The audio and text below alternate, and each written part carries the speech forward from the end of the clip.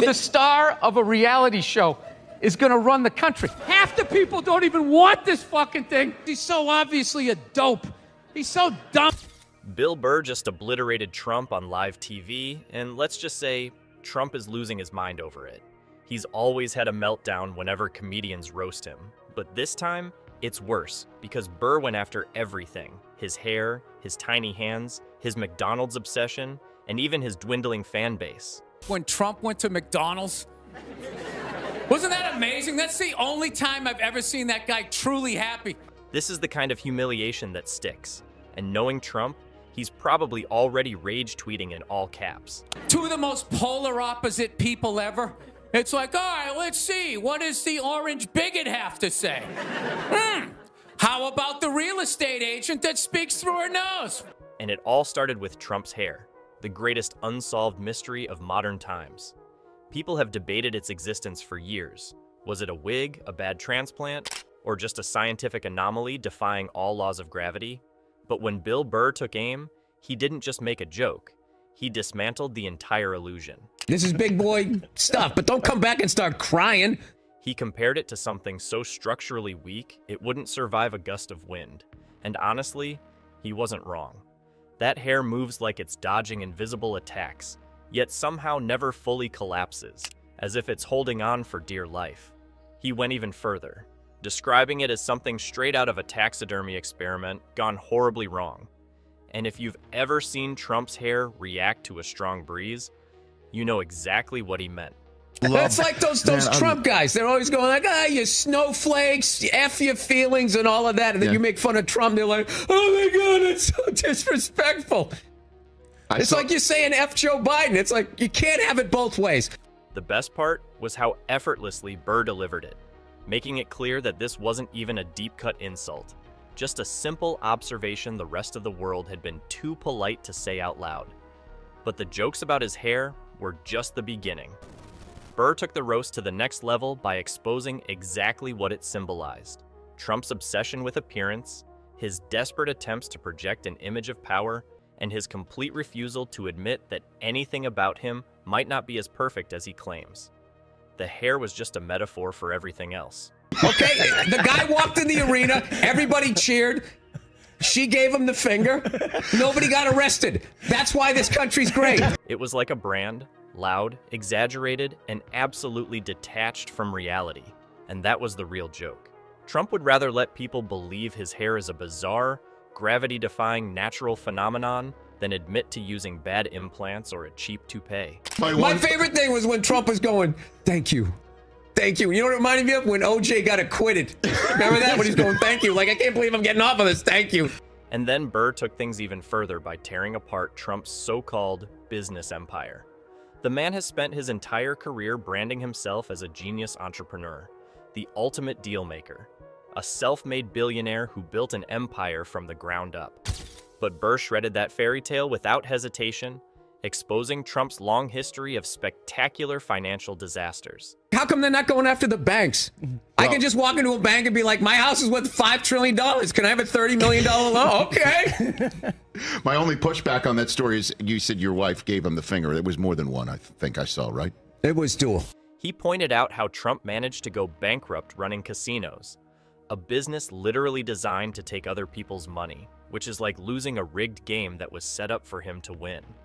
He laid out the endless list of failed ventures, from overpriced steaks that nobody wanted to cheap vodka that no one drank to a fraudulent university that ended in lawsuits and settlements.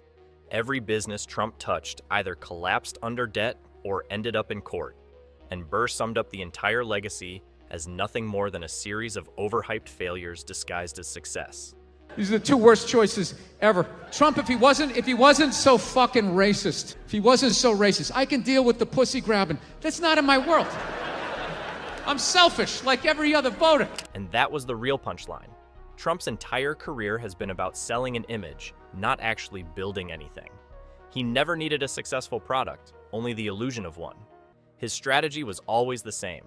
Slap his name on something, hype it up, promise it was the best thing anyone had ever seen, and when it eventually flopped, shift the blame onto someone else. He would actually scare me a little less because he's so obviously a dope.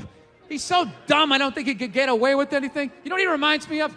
You ever watch Law and Order and they make an arrest in like within the first 15 minutes? You know, and they're trying to get you to think, we got him. You're just looking at your watch. You're like, dude, there's no way this guy did this shit. It was never about running a successful business, just running a profitable scam. And that's exactly what Burr exposed. And then came Trump's tiny hands, the joke that refuses to die, no matter how much he tries to shake it off. It started in 1988 as a passing insult, but somehow, over the years, it grew into one of his biggest insecurities.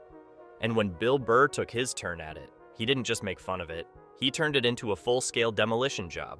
I don't understand why everybody's so upset. Yeah. You know, like, what's going to happen to you?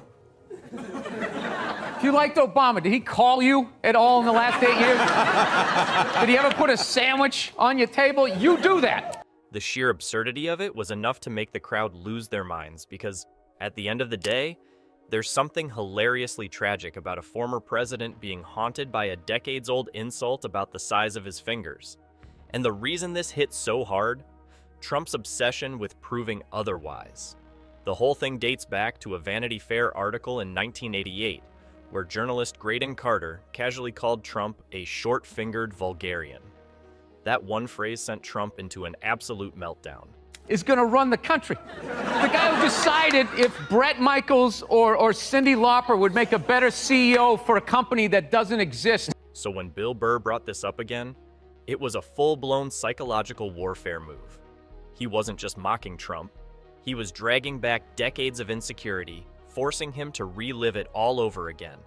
Because if there's one thing Trump cannot stand, it's being laughed at. Trump had just been publicly humiliated on live TV, and for a brief moment, there was a sliver of hope that he might let it go, but that was never going to happen. Because the second those jokes started circulating online, his thumbs went into overdrive. Dude, he is the greatest shit talker of all time. He sat at like $100,000 breakfast. He has never been the type to sit back and let things slide, and this was no exception. By 12:47 a.m., the meltdown had officially begun. The first tweet was short, bitter, and completely predictable. A weak attempt to dismiss Bill Burr as irrelevant. But instead of shutting down the conversation, all it did was throw gasoline on the fire. I'll be honest with you, I can't believe Trump didn't win this thing like 4 months ago. You know? I know that's weird for younger people to hear, but like when I was a kid, if you were running for president and you got shot and you didn't die, that was the end of the election. This wasn't new territory for Trump. He has always sold himself as a tough, unshakable leader, but his history with comedy tells a very different story. Back in 2011, he sat stone-faced at the White House Correspondents' Dinner while Barack Obama ridiculed him in front of a room full of elites.